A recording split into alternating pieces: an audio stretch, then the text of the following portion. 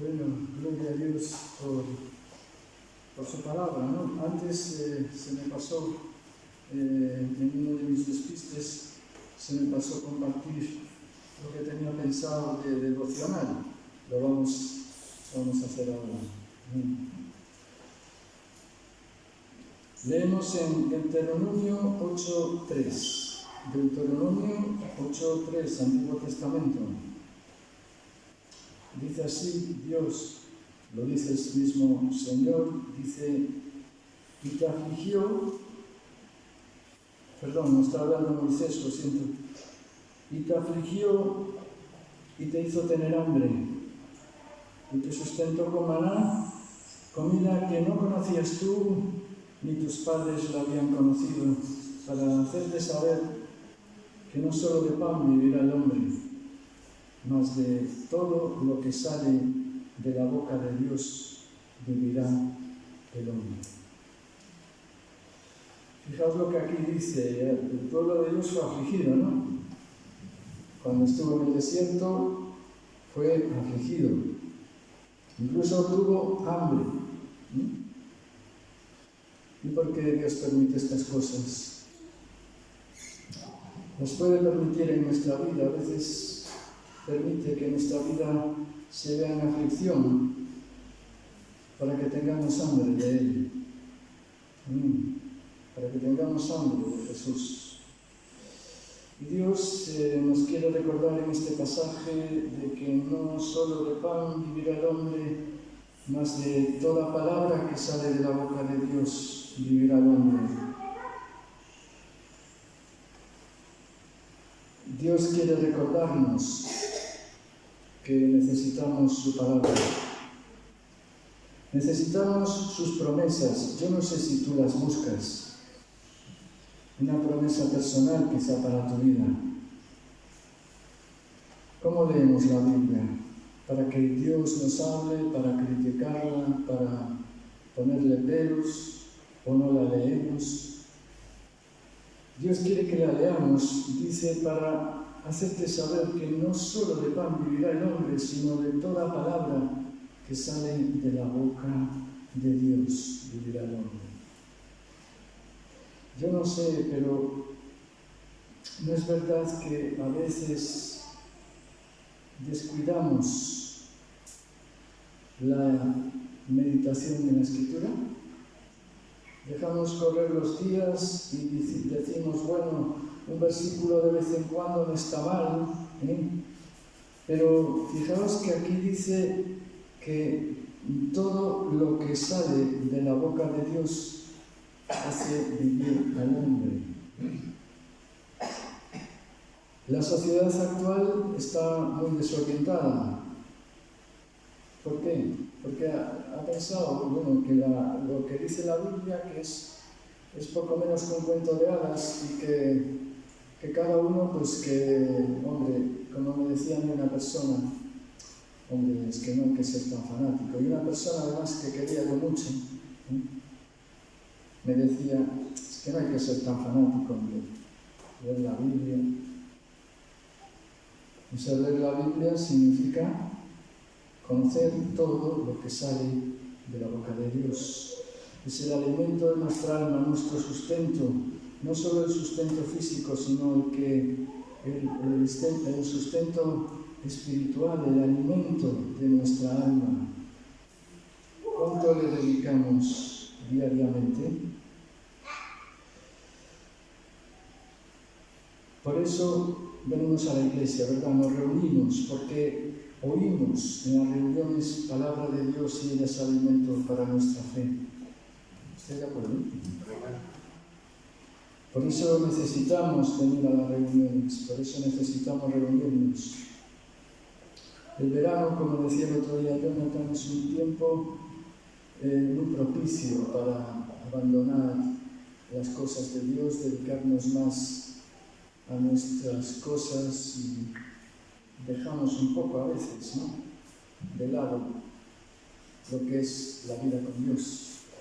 Y la vida con Dios no es para fanáticos, sino que si tú quieres relacionarte con una persona, en este caso Dios, necesitas hablarle, necesitas comunicarte de alguna forma con él, ¿no? Si tú inicias un noviazgo y te quedas en casa, ya verás el noviazgo cómo va a prosperar, ¿eh?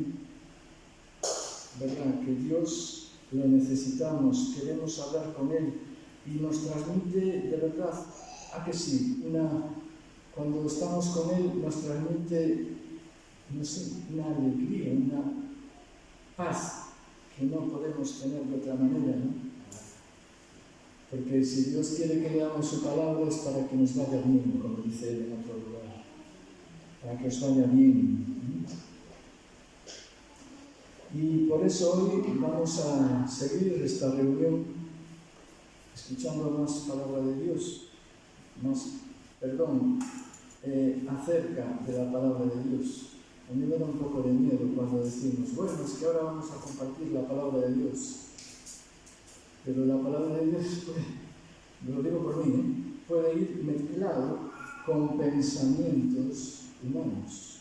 Solo la Biblia es el centro. Amén. Pero vamos a escuchar ahora otro sermón en torno a la palabra de Dios, meditación que sin duda nos servirá de provecho. Amén.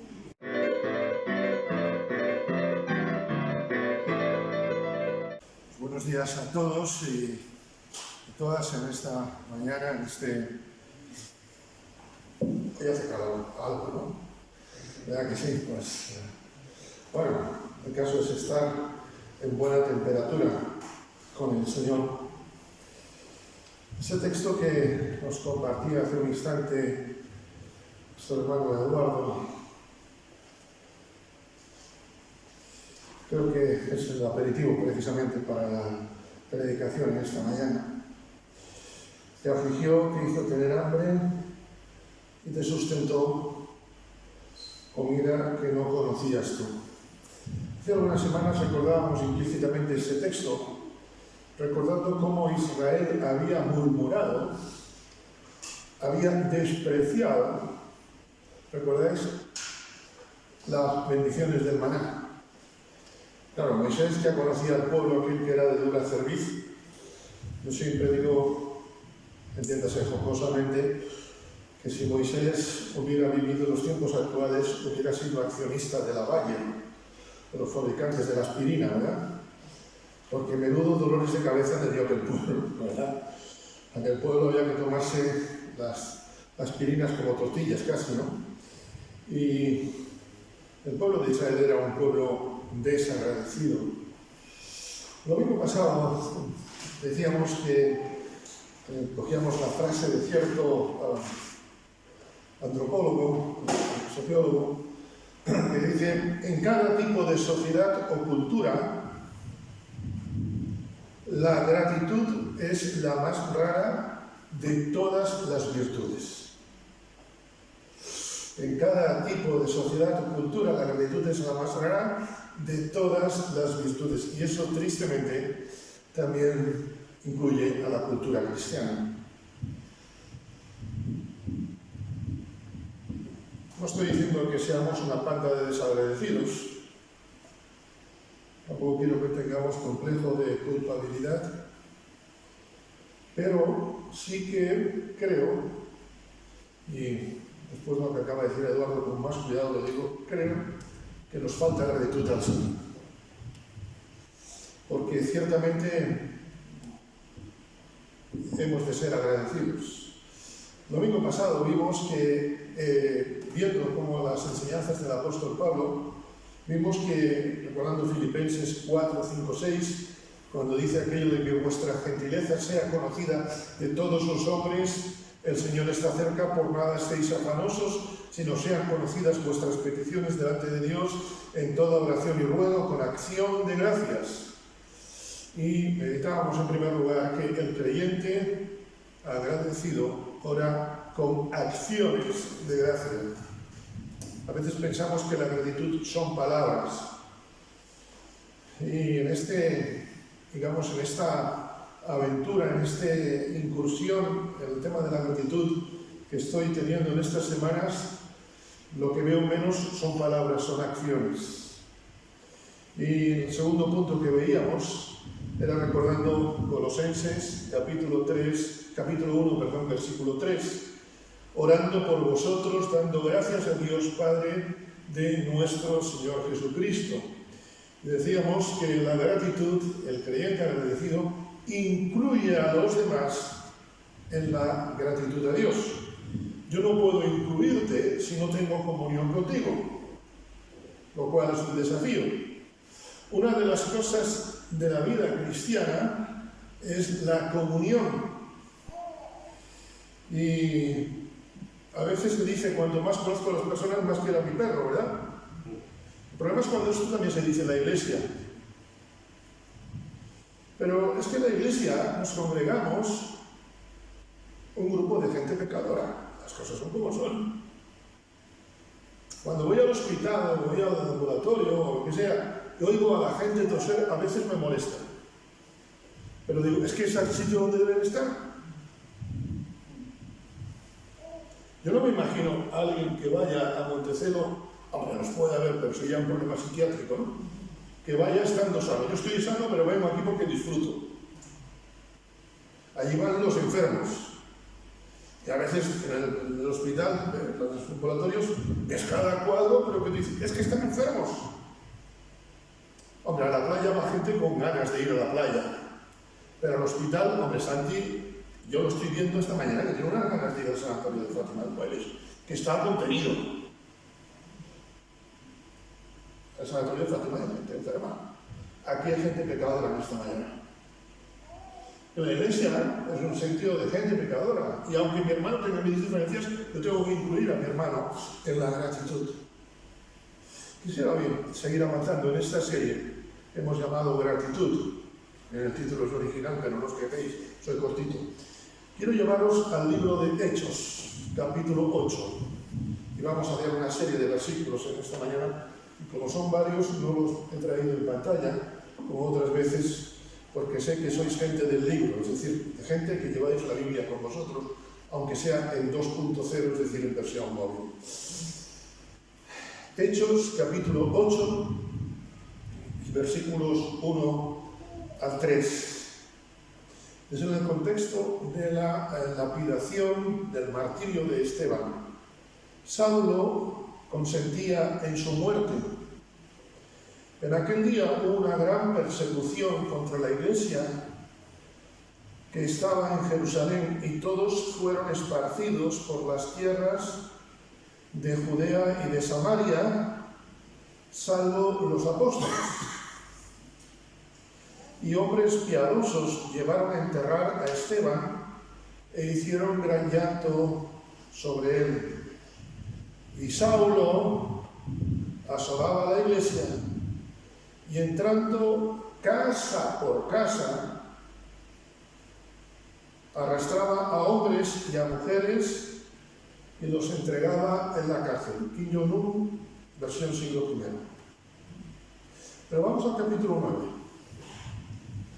Por amor al tiempo podríamos leer hasta el versículo 25, pero por amor al tiempo vamos a leer los 8 primeros versículos. Saulo, respirando aún amenazas y muerte, desde luego se coronaba, no amenazas solamente, sino muerte contra los discípulos del Señor, vino al sumo sacerdote y le pidió cartas para las sinagogas de Damasco, a fin de que se hallasen algunos hombres o mujeres de este camino, los trajese presos a Jerusalén. Pero yendo por el camino, aconteció que al llegar cerca de Damasco, repentinamente le rodeó un resplandor de luz del cielo y cayendo en tierra, oyó una voz que le decía: Saulo, Saulo, ¿por qué me persigues? Él dijo: ¿quién eres, Señor? Y le dijo: yo soy Jesús, a quien tú persigues.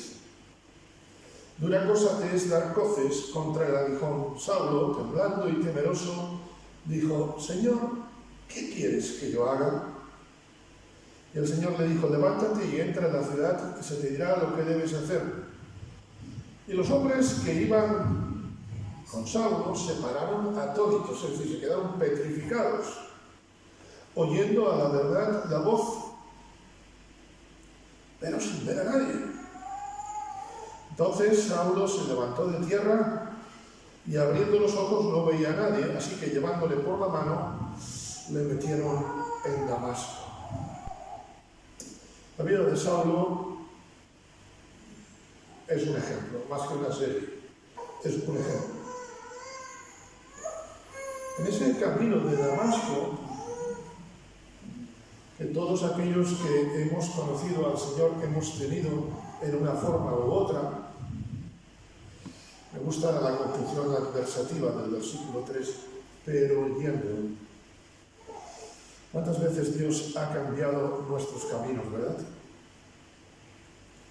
Decimos muchas veces, si no fuera por la misericordia de Dios, no sabríamos dónde estábamos, ¿verdad? Yo prefiero pensar en positivo. Si no fuera, menos mal que por la misericordia de Dios estoy donde estoy. Hay que pensar en positivo. Pero qué bueno es que hay un pero en nuestras vidas, aquel día que el Señor tocó nuestros corazones, ¿verdad? Y hemos caído al suelo. Respirábamos de todo menos bendición, como Saulo en el versículo 1. Fue interesante porque Saulo, no solamente es consciente de su nueva vida, de la nueva vida que se le plantea hacia ahora, sino de que su vida, no solamente, repito, va a ser nueva, sino que su vida tiene un enfoque, tiene una finalidad diferente. Escribiría tiempo más tarde, si alguno está en Cristo, nueva criatura es, todas las cosas viejas pasaron, todas son hechas nuevas. Y a veces me temo que pensamos que esto solamente tiene que ver con la salvación. Pero cuando veo otro ejemplo muy conocido, a Isaías, que tiene un encuentro con el Señor y como Saulo se da cuenta de su misericordia, dice, Señor, heme aquí, envíame a mí. Saulo lo dice de otra manera, Señor, ¿qué quieres que haga? Cantábamos en esta mañana esta alabanza, para mí nueva, Eduardo, llámame joven, ¿vale? El Señor no nos trajo hasta aquí para quedar en el desierto. ¿Por qué nos trajo hasta aquí? Nos trajo para entrar, como dice la alabanza, para entrar en la tierra que nos prometió. ¿Y cuál es la tierra que nos ha prometido? La de poderle glorificar. ¿Y cómo glorificamos a Dios? Sirviéndole. El creyente agradecido contesta al llamado de Dios cuando Dios le llama. Si Dios te llama a servirle, cuando Dios te llame a servirle, acéptalo. Porque si digo si Dios te llama, es condicional, es igual que Dios no te llama. Pero es que Dios nos llama a todos a servirle. Primera de Pedro 4:10, cada uno según el don que ha recibido. Los cristianos somos ciudadanos del cielo, pero no hay élite entre los ciudadanos del cielo. En decirlo en un lenguaje coloquial, en la ciudadanía celestial no hay aristocracia. Cada uno según el don que ha recibido.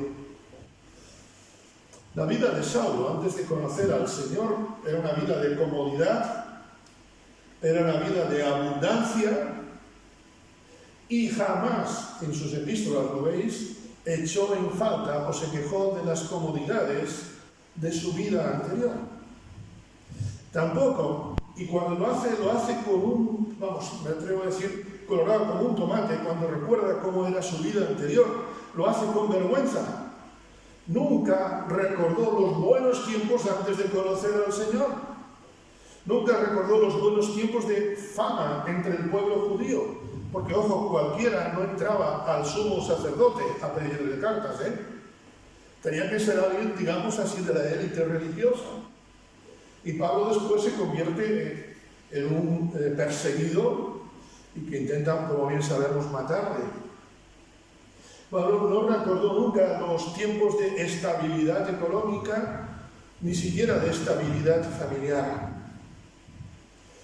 Mira, algo que hemos de tener en cuenta, o de no olvidar, es que desde el momento en el cual hemos aceptado al Señor, Dios nos llama a servirle, estemos en el sitio que estemos. Y hay ejemplos bíblicos. ¿Recordáis aquel ciego de nacimiento? Cuando es sanado por Jesús, ¿qué hace? Se pone a contar lo que le ha pasado.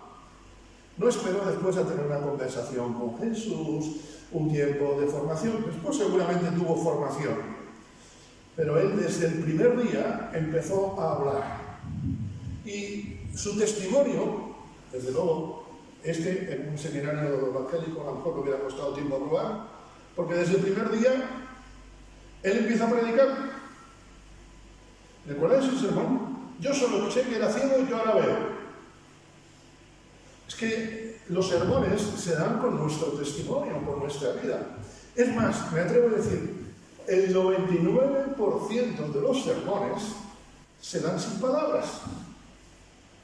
¿Que de qué vale que vengamos aquí, o donde sea, y tengamos un sermón que no es como de esta mañana, un sermón bonito, todo lo que tú quieras, si después nuestra vida hace ruido? Dios te llama, nos llama a servirle. En cuanto le conocemos, servirle en lo que sea. Todos tenemos dones. Y cuando digo lo que sea, en lo que sea que Él nos llame. Pablo lo dice cuando llega el versículo 6, él nos dice: Señor, envíame a predicar. Pablo tendría oratoria.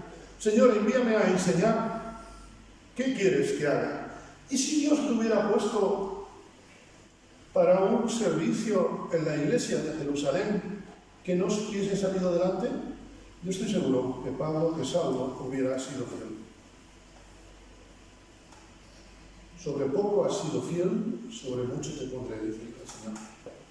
Y eso es lo que tenemos que tener en cuenta. El servicio al Señor no pasa por un lugar, sino pasa por una entrega, por un corazón entregado al Señor. Pablo fue consciente desde el primer momento que cuando Dios salva, no es para quedarnos mirando ahí maripositas, que seguramente no salen maripositas. Yo recuerdo una noche que el 23 de abril de 1971, cuando entregué mi vida al Señor, esa noche me costó dormir, y al día siguiente mis pobres compañeros, lo digo irónicamente, de escuela, creo que era el segundo o tercer curso de GB, madre mía, cómo los sermoneé. Pero Dios no me llama para eso. Dios me llama para servirle. Y servirle es cuando estoy bien, cuando estoy, como se nos recordaba esta mañana, en un desierto. Es curioso porque las imágenes de hoy en los intermedios han salido de desiertos. Dios te salva para servirle. Dice el apóstol Pablo, seguro que estáis recordando, vale, no os enfadéis, lo voy a citar. Primera de Tesalonicenses 1, 9, 10. Ellos cuentan de vosotros cómo os convertisteis de los ídolos para esperar de los cielos a su Hijo. No, hay una frase por medio. Primera de Tesalonicenses 9. No dicen cómo os convertisteis de los ídolos y para esperar de los cielos a su Hijo, al cual resucitó de los muertos, a Jesús, quien nos libra de la ira venidera. ¿Cómo os convertisteis de los ídolos a Dios para servir al Dios vivo y verdadero? No estamos en la sala de espera para ir al cielo. Estamos en el viaje al cielo sirviendo al Señor. Mientras vivimos no estamos en una sala de espera. Tú eres nueva criatura con un propósito definido. Por eso Pablo de Eduardo, antes nos citaba, nos recordaba la necesidad,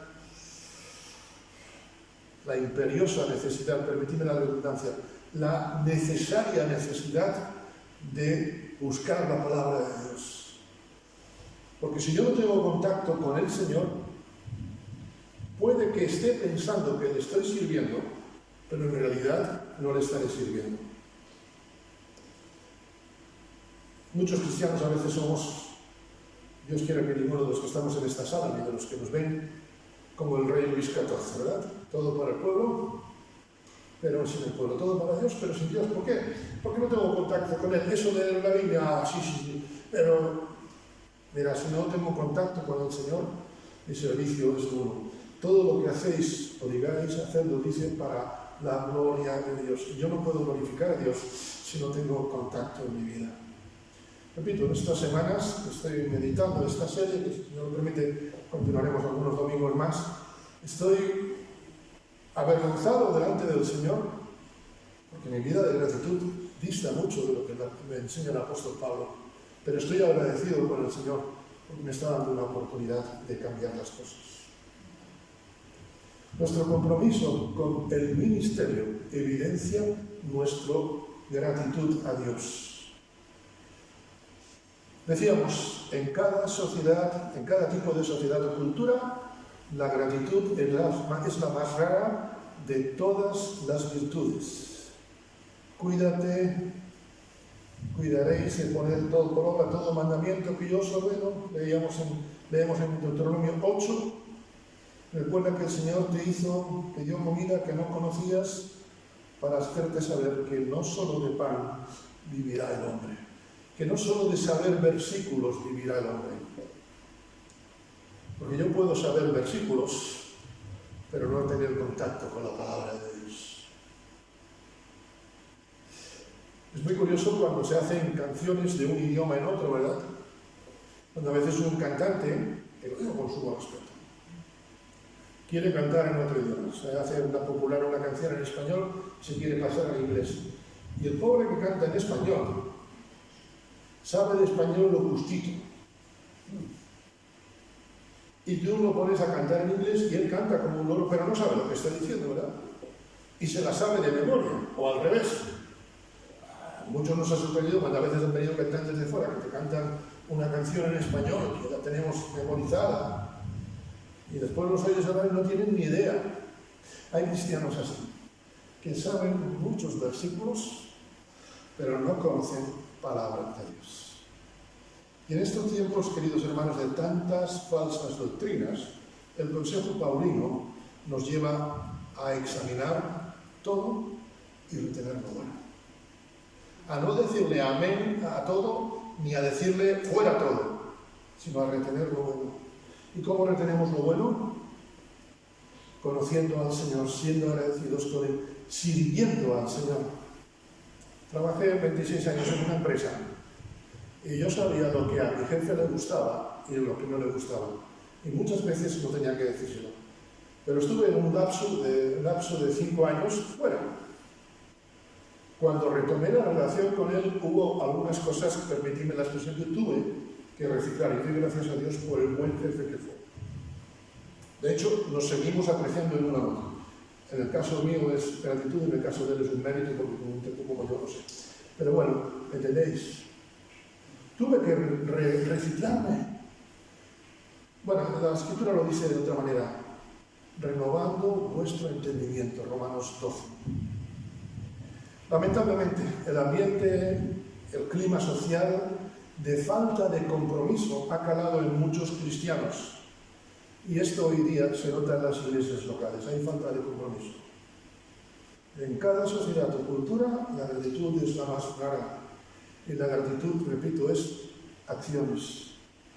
Mi compromiso con Dios, hermano o hermana, y quiero ser muy claro, mi compromiso con Dios tiene que verse reflejado en la iglesia local. Pablo jamás se desligó de una iglesia. Dios no ama al turista espiritual. Me sorprende cuando alguna vez me he encontrado con algunos hermanos, su fe, ellos darán cuenta de Dios, y les dicen, bueno, ¿de dónde vienes? Del ministerio tal. Muy bien. Pero perdona, ¿de qué iglesia local? Y recuerdo un caso que me dijo, pues bueno, tal. Le dije, vale. Porque la Biblia habla de iglesias locales. Y Pablo dice, Señor, Saulo, dice, ¿qué quieres que haga? Y el Señor le dice, vete, ¿verdad? Vete a Damasco, me dice más adelante, y allí encontrarás un discípulo llamado Ananías.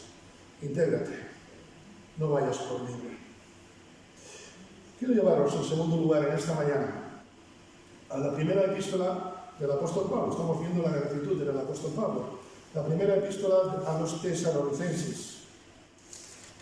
Tesalonicenses capítulo 5, la primera. Es un versículo que si no conocéis, después hablo yo con vosotros seriamente sin que nadie os vea, ¿vale?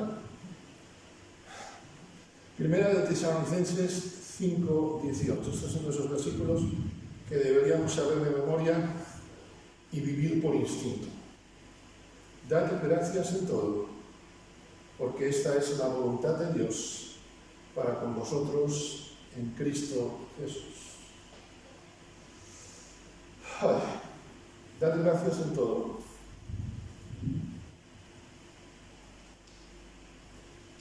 Más arriba dice, estad siempre gozosos.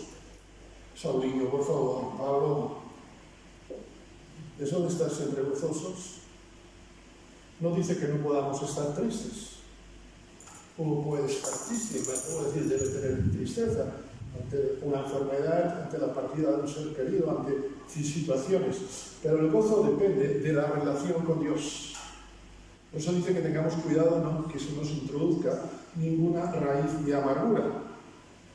El gozo es la presencia de Dios en nosotros. Estad siempre gozosos. En otro sitio dice, regocijaos en el Señor siempre. El creyente agradecido, segundo punto en esta mañana, es alguien que da gracias a Dios por todo. Nada más que por el 100% de las cosas, por el resto no. El creyente agradecido es alguien que da gracias a Dios por todo. Lo que entiende y lo que no entiende. A veces hacemos distinción. Es interesante, ¿verdad?, notar cómo el apóstol Pablo en esta epístola, lo veíamos hace un momento, en el capítulo 1, versículos 9 y 10, él comienza resaltando el deseo que los tesalonicenses tenían de la segunda venida del Señor, ¿verdad? Estaban desesperaditos. A mí me gustaría que mi iglesia, nuestra iglesia, con mi iglesia, entiéndase en el sentido más noble y entiéndase, pero celestial, de la expresión es la iglesia de Dios nuestra. Pero esa iglesia, a mí me gustaría que fuésemos así como aquella iglesia de Tesalónica, desesperaditos por la venida del Señor. Pero a veces esas ideas, esa esperanza nos puede nublar la gratitud. Reconozcamos, como decía, que a veces hacemos distinción en las gratitudes. Mis padres me criaron, entiéndase, me amaestraron para decir gracias cuando algo me gusta. Cuando alguien me da algo, yo siempre digo gracias. Mi padre se levantaría de la tumba hoy y me aplicaría de terapia digital si no lo hiciera. Cuando algo nos gusta, ¿verdad que decimos gracias, sí o no? No creo, hombre, pecadores sí, pero agradecidos, maleducados no, ¿verdad? Si recibimos algo que es, como diría yo, que consideramos un milagro, entonces ya no damos gracias, damos muchas gracias. ¿Sí o no? A todos nos ha pasado. Vosotros habéis tenido milagros en vuestra vida, como digáis que no, hablamos después también. Hoy tengo muchos con los que hablar después de la... No, espero que no. Pero si lo que recibimos no es conforme a lo que esperábamos, entonces a veces solemos pedir a Dios, Señor, ayúdame a pasar la prueba, Señor, haz que entienda tu voluntad, que son cosas nobles, pero le doy gracias. Una de las cosas que el apóstol Pablo a mí me está dando una bofetada estos días, y si me veis con más alopecias por esto, después en el cielo se lo echáis en cara a Pablo, es que tengo que aprender a dar gracias a Dios por lo que no entiendo. Eduardo, gracias por haberte olvidado al principio de la reflexión. Pero el versículo 2 del Deuteronomio dice, te acordarás de todo el camino por donde te ha traído tu Dios estos 40 años en el desierto para afligirte, para probarte, para saber lo que había en tu corazón, si habías de guardar o no sus mandamientos, para afligirte, para probarte. Qué difícil es dar gracias a Dios en eso, ¿verdad? El apóstol lo dice en otras palabras: he aprendido a contentarme en cualquiera que sea mi situación. Pablo expresaba gratitud aunque estuviese perseguido, aunque estuviese en la mazmorra de más adentro. ¿Recordáis en la cárcel de Filipo? Estaban en la celda, en la mazmorra, en la celda de aislamiento de más adentro.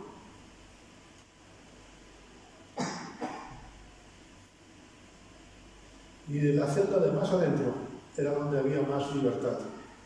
Porque donde está la gratitud de Dios hay libertad a pesar de las circunstancias. Y donde los demás verán barrotes, donde nos pueda parecer que hay barrotes, Dios no nos trajo hasta aquí, como cantábamos, nos trajo para llegar a la tierra prometida. El desierto fue parte de las bendiciones de Dios.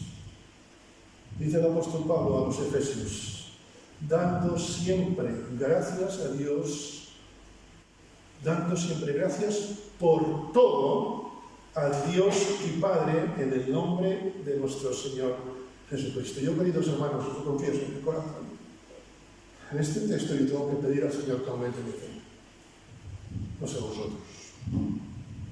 Nos dicen los comentaristas que durante lo que encontramos en la escritura del apóstol Pablo, en 46 ocasiones, Pablo habla de la gratitud.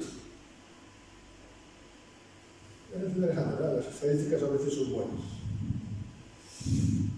Siglos antes, en el primer libro de la Biblia escrito, el libro de Job, encontramos a alguien que las pasó fatal, ¿verdad? La cámara oculta de Job funcionó aquel día tremendamente, ¿no? Pierde todo en cuestión de horas, y después la esposa, seguramente con buen corazón, le dice: maldice a Dios y muérete. Hoy se llamaría eutanasia eso. Y dice la Escritura, y ojalá se pudiera decir de ti y de mí, ya no en la lápida nuestra, sino en el libro de los cielos: con todo eso no pecó. Y el de Jehová y Job dijo: pero el Señor dio, el Señor quitó, sea el nombre del Señor bendito. Eso es una vida de gratitud, lo demás es ser evangélico. Querido hermano, el tiempo se nos echa encima y quisiera concluir que tenían más, pero bueno, en otra ocasión. ¿Cuántas veces compartes tu gratitud con los demás? Dando gracias a Dios.